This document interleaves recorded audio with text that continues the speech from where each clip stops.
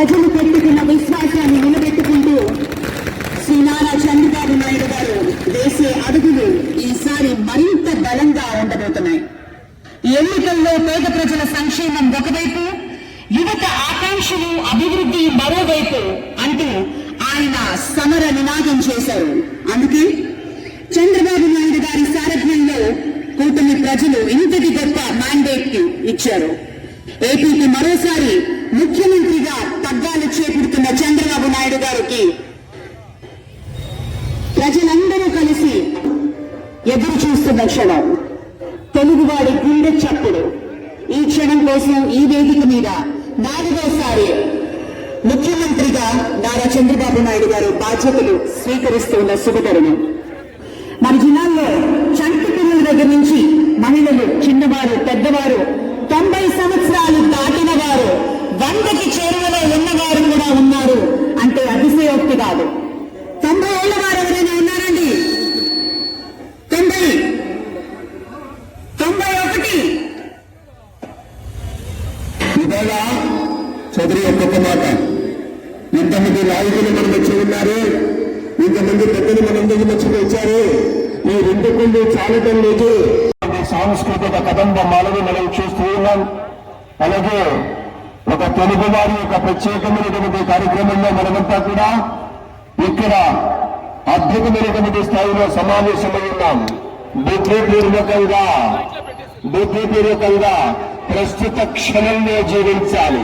ప్రతి క్షణానికి మరింత అవగాహన మనం పెంచుకోవాలి. ఔన్నత్యంతో మెదగాలి. అనుకున్న పనిలో పూర్తిగా నిమగ్నంగా చేరుకుని పరిస్థితులు సాధారణ స్థితికి చేరే వరకు అక్కడే నకాం వేసేవారు. దీంతో పనిచేసే ముఖ్యమంత్రి అనే పేరు చంద్రబాబు పొందారు.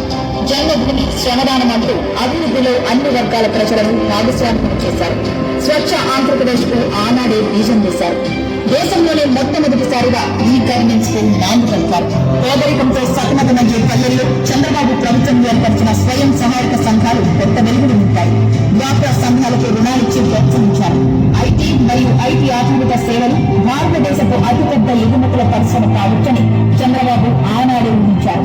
అందుకోసం ఏపీని పెట్టుబడులకు గమ్యస్థానంగా ఇన్ఫర్మేషన్ టెక్నాలజీ హబ్ గా మార్చడానికి చంద్రబాబు చేసిన కృషి బిల్గేట్స్ వంటి ప్రముఖులను సైతం ఆకర్షించింది. చంద్రబాబు విజన్లో ఐటీ అన్నది ఒక భాగం మాత్రమే.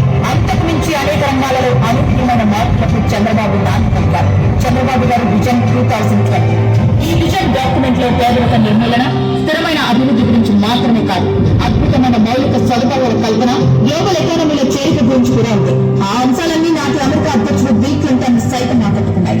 చంద్రబాబు గారి పాలనలో సాంకేతిక అభివృద్ధికి మొచ్చుతుంటగా ఈ సేవా సెంటర్లను ఎలా చెప్పుకుంటామో, రైతు సంక్షేమంలో భాగంగా రైతు బజార్ల గురించి కూడా అలాగే చెప్పుకోవాలి. క్రీడా స్టేడియంలతో పాటు ప్రజల ఉల్లాసానికి పార్కులు కూడా అభివృద్ధి చేశారు. నీటి బిల్లులను ప్రజలకు తెలియజేసిన ఇంకుడు గుంటలు కూడా చంద్రబాబు గారి విశిష్ట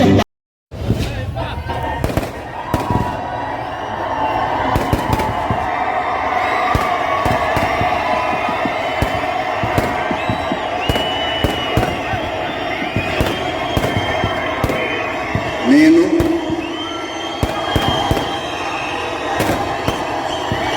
నారా చంద్రబాబు నాయుడు అనే నేను శాసనం ద్వారా నిర్మితమైన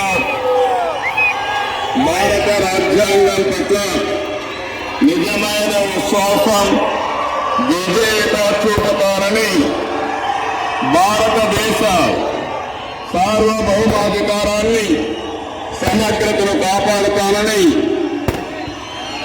ఆంధ్రప్రదేశ్ రాష్ట్ర ముఖ్యమంత్రిగా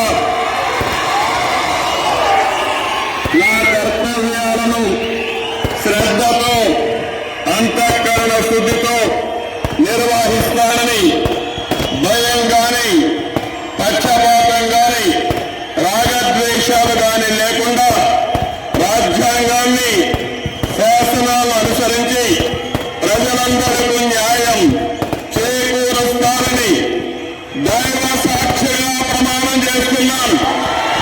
పరిశీలనకు వచ్చిన లేదా నాకు తెలియవచ్చిన ఏ విషయాన్ని నా కర్తవ్యాలు సక్రమంగా నిర్వహించేందుకు అవసరమైన మేరకు తప్ప లేదా వ్యక్తులకు తెలియపరచ